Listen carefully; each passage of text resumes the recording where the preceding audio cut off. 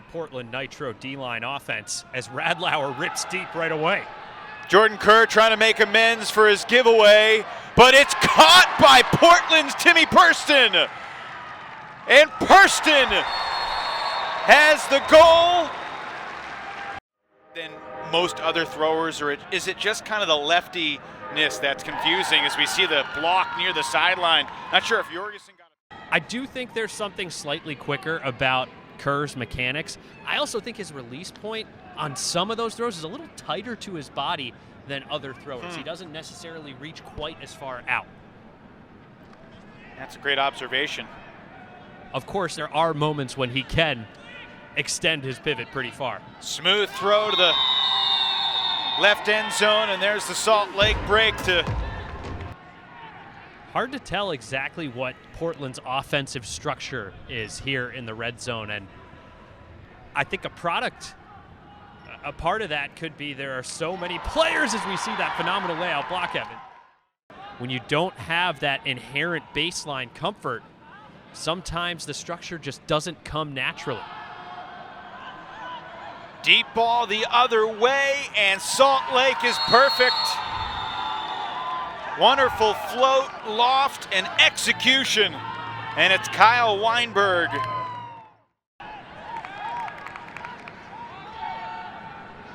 Oh, goodness. Insanity there. On the layout block for Salt Lake's Ben Ashton. Deep ball the other way, straddling the goal line. Chad Jorgensen, quick dish. Salt Lake rising up on the road.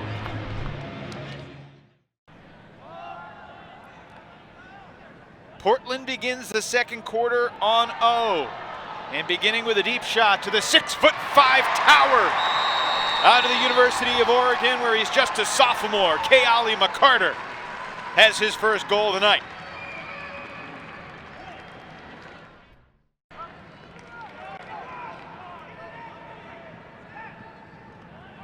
Here is Morin. Middle of the field. Johnson quickly continues. Austin Kelly shoots it. Leandro Marks is there. I wish we could talk to Austin Kelly after this point, because I want to know whether he was shooting for Kayali McCarter or Leandro Marks at the point of release.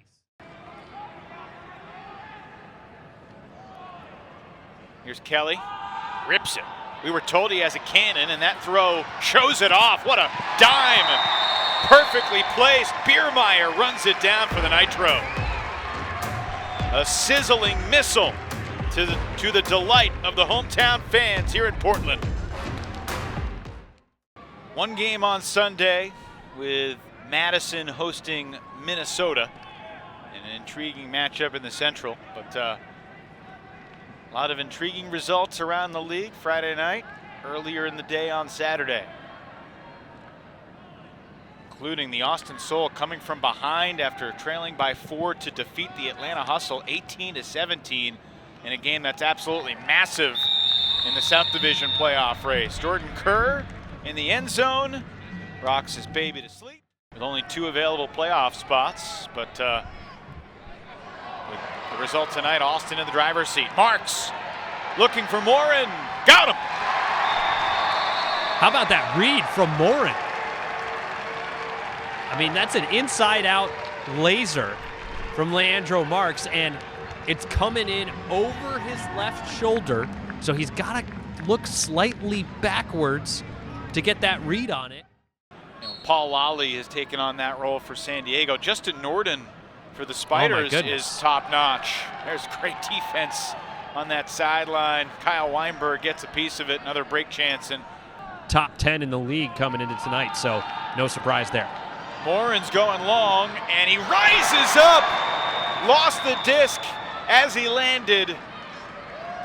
But Taylor Barton, even before and down by 6 in the closing seconds here in this first half.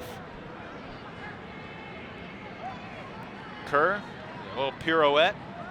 Downfield for Merrill, under 10 seconds. Nice downfield toss and catch, Luke Jorgensen. Kerr with 3, Kerr to the end zone, makes it look so darn easy. share the narrative of Salt Lake season from the perspective of their matchups with Colorado. Their close loss in Denver on Memorial Day weekend, and then their home game, much anticipated, and they laid an egg. And Bryce Merrill will say as much. I'm afraid to say anything until the point ends, as Salt Lake just works incredibly quickly once again up the field. But, you know, even though Salt Lake laid an egg, that group did not give up over the course of the game. Dave Wiseman, and all of that being said, I do think Colorado's a favorite. Wow! Ben Ashton continues his career night. And I think Colorado's a favorite against San Diego. are they going 12-0, Ian? I think so. You got the Summit going undefeated. That disc is going to float back to its target. Oh, mercy. Oilers got the score. The guys were happy, and he's like, well, you guys didn't play well tonight at all. You shouldn't be happy. They're like, Coach, we won. That ever catch 22. Jacob Miller to Jordan Kerr. Those two guys are in sync, and the lead swells to double digits for the Shred. Right now, it's elite talent, has maybe had one Club Ultimate Nationals experience, as Joe Merrill gets up for another block to get the disc back. Yeah, how about Merrill staying out there after the turn? Chad Jorgensen with a laser for Merrill. Bookends for half of the J&J Roofing Company. And perhaps both the Summit and the Empire will be undefeated going into that game.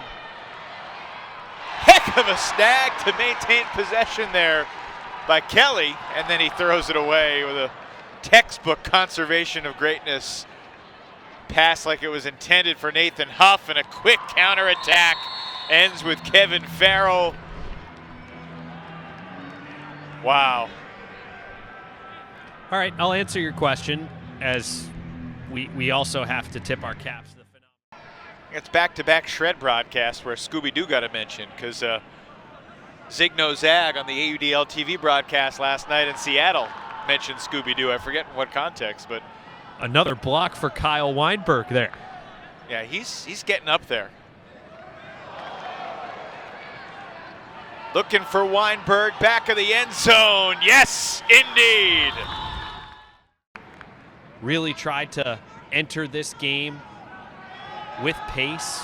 Another chance for Kerr. He's got that one. Not an easy catch. Over the shoulder clap catch, and then home against Portland. And let's be honest, you could envision a scenario where Colorado lost at San Diego and LA with how the Growlers and Aviators have played, but with what we've seen from the Nitro today, it's hard to fathom. On Tuesday, happy early birthday to Martise. To the end zone, and someone catches it. Not Artis, who went up, but instead it's Thomas Duke. We still have 2 seconds on the game clock. Anything can happen here.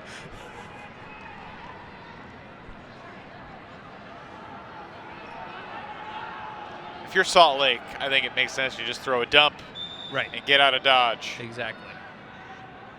And that's basically what they do. Jordan Kerr with 7 more assists. He has 18 on the weekend as the Shred stormed through the Pacific Northwest, beating Seattle by 1 and eviscerating Portland by 14.